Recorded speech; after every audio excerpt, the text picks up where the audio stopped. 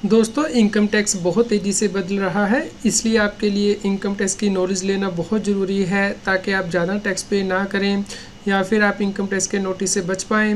तो चलिए डिस्कस करते हैं कि इनकम टैक्स के नए चेंजेस क्या हैं। CS Satbir Singh YouTube channel पे आपका स्वागत है।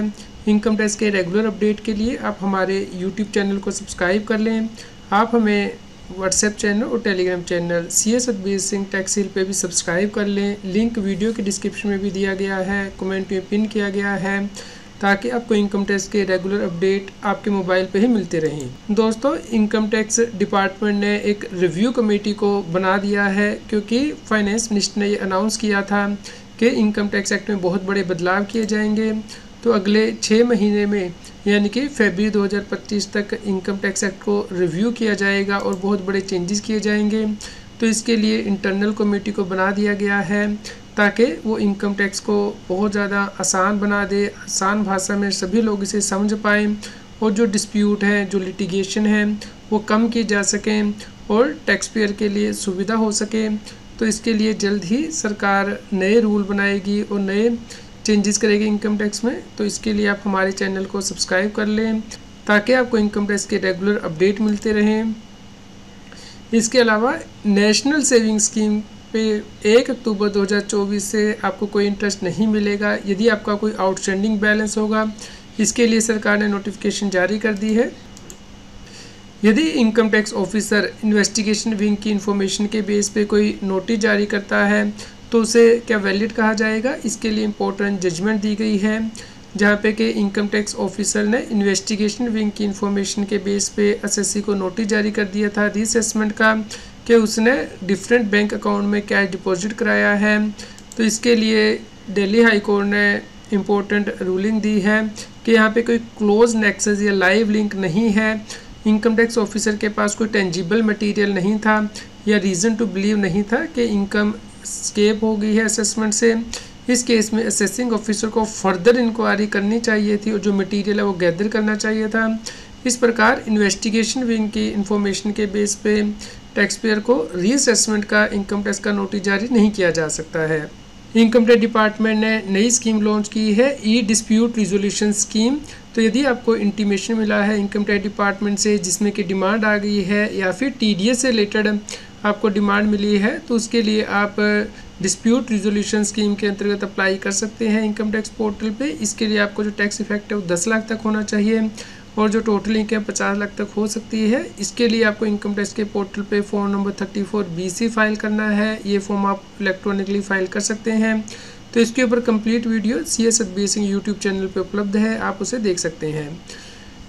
यदि इनकम टैक्स का नोटिस जुरिडिक्शनल असेसिंग ऑफिसर के द्वारा इशू किया जाता है तो उसे वैलिड नहीं कहा जा सकता है। इसके लिए बॉम्बे हाई कोर्ट ने इंपॉर्टेंट रूलिंग दी है।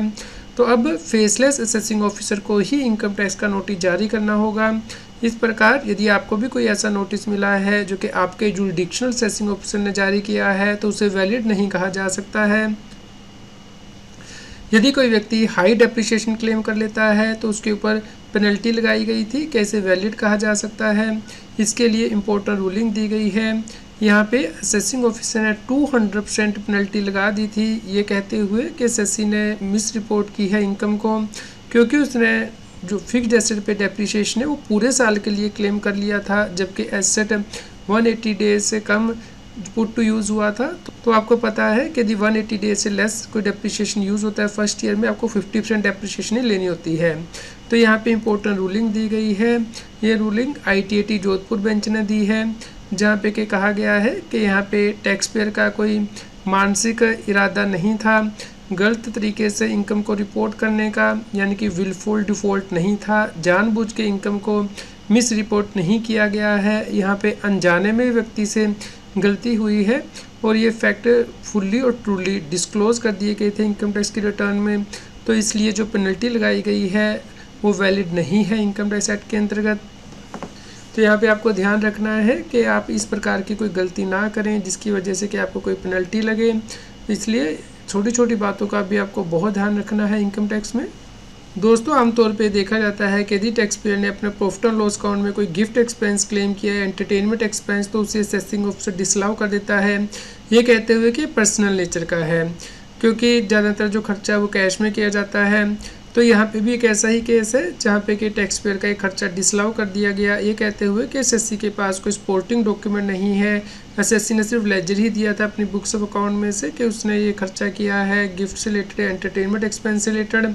तो इसके ऊपर एक इम्पोर्टेंट रूलिंग है आईटीटी अहमदाबाद बेंच की, जो कि यह कहती है कि यहाँ पे जो पेमेंट है वो थ्रेशोल्ड लिमिट से कम की गई है, यानी कि 10,000 से नीचे आप जो पेमेंट है वो कैश में कर सकते हैं इस पर इनकम टैक्स एक्ट है। और टैक्स ऑडिटर की ऑडिट रिपोर्ट में भी कोई डिसअलाउंस नहीं है कि एसएससी ने कोई खर्चा पर्सनल या फिर नॉन जेन्युइन नेचर का किया है। तो इस प्रकार टैक्स ऑडिटर ने माना है कि सभी प्रकार का खर्चा उसका बिजनेस एक्सपेंस है। इसके अलावा असेसिंग ऑफिसर ने भी ऐसा कोई मटेरियल रिकॉर्ड पे नहीं रखा है जिससे कि ये पता चले कि जो गिफ्ट आर्टिकल है या जो एंटरटेनमेंट एक्सपेंस है वो पर्सनल पर्पज़ के लिए किया गया है। इस प्रकार ये जो गिफ्ट एक्सपेंसेस है या एंटरटेनमेंट एक्सपेंसेस हैं वो बिजनेस एक्सपेंसेस है और इसे अलाउ किया गया इनकम टैक्स एक्ट में। दोस्तों, यदि आप बिजनेसमैन हैं और फाइनेंशियल इंस्टीट्यूशन से कोई लोन लेते हैं, उस पर इंटरेस्ट की डिडक्शन आपको तभी मिलती है जब आप उसे पे कर देते हैं। यदि आपने पे नहीं किया है तो उसकी डिडक्शन नहीं मिलती है।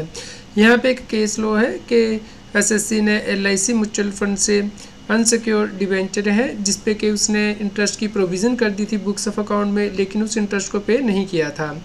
यहाँ पे असेसिंग ऑफिसर ने इसकी डिसअलाउंस कर दी थी सेक्शन 43B में, लेकिन कैलकाटा हाई कोर्ट ने देखा कि एलआईसी म्यूचुअल फंड कोई पब्लिक फाइनेंशियल इंस्टीट्यूशन नहीं है बल्कि ट्रस्ट है और इस केस में एक्सपेंसेस को डिसअलाउ नहीं किया जा सकता है सेक्शन 43B के अंतर्गत। यानी कि ये जो इंटरेस्ट एक्सपेंसेस है वो प्रोविज़न के बेस पे आप क्लेम कर सकते हैं, इसमें पेमेंट होनी ज़रूरी नहीं है। दोस्तों, यदि कोई गिफ्ट रिसीव होता है नॉन रेजिडेंट ब्रदर से, उसे इनकम टैक्स एक्ट के अंतर्गत टैक्सेबल नहीं कहा जा सकता है, वो एग्जम्प्ट रहेगा। इसके लिए आईटीटी मुंबई ने बहुत इंपॉर्टेंट रूलिंग दी है। तो चलिए समझते हैं कि इस रूलिंग को देने की आवश्यकता क्यों पड़ी और जो इनकम थी वो टैक्सेबल क्यों की गई इनकम टैक्स ऑफिसर के द्वारा। दोस्तों, जो बिजनेसमैन होते हैं यदि उनकी टर्नओवर स्पेसिफाइड अमाउंट से ज़्यादा हो जाती है तो उन्हें टैक्स ऑडिट कराना होता है। यहाँ पे टैक्स पेयर ने टैक्स ऑडिट कराया था और टैक्स ऑडिटर ने क्लोज नंबर 16 के अंतर्गत टैक्स ऑडिट रिपोर्ट में ये मेंशन कर दिया था, यहाँ पे क्लोज नंबर 16D के अंतर्गत कि टैक्स पेयर ने अपने ब्रदर से अमाउंट लिया है गिफ्ट का और उसे प्रॉफिट एंड लॉस अकाउंट में क्रेडिट नहीं किया है, जबकि ये अमाउंट यहाँ पे 16E के अंतर्गत डालना चाहिए था, यानी कि कैपिटल रिसीट के अंतर्गत। लेकिन यहाँ पे टैक्स ऑडिटर ने 16D क्लोज के अंतर्गत इसे डाल दिया था, जिसके बाद के सीपीसी बेंगलोर ने जब टैक्स पेयर की इनकम टैक्स रिटर्न प्रोसेस की तो इस अमाउंट को ऐड कर दिया। तो यहाँ पे आपको ध्यान रखना है कि जब भी टैक्स ऑडिटर आपकी टैक्स ऑडिट रिपोर्ट फाइनल करे तो आप उसे चेक कर लें, क्योंकि उस रिपोर्ट के बेस पे आपकी इनकम की एडिशन हो सकती है। तो आज की इनकम टैक्स की न्यूज़ से आपको क्या नया सीखने को मिला, इसके बारे में हमें कमेंट करके ज़रूर बताएं। कृपया लाइक करें और शेयर करें ताकि सभी लोगों तक ये जानकारी पहुंच पाए और वो इनकम टैक्स की कंप्लायंस कर पाएं। रेगुलर टैक्स अपडेट के लिए इस चैनल को सब्सक्राइब करें। आप हमें टेलीग्राम ऐप CS बेसिंग टैक्स हिल पे ज्वाइन कर सकते हैं ताकि आप GST और इनकम टैक्स के रेगुलर अपडेट अपने मोबाइल पर ही प्राप्त कर सकें।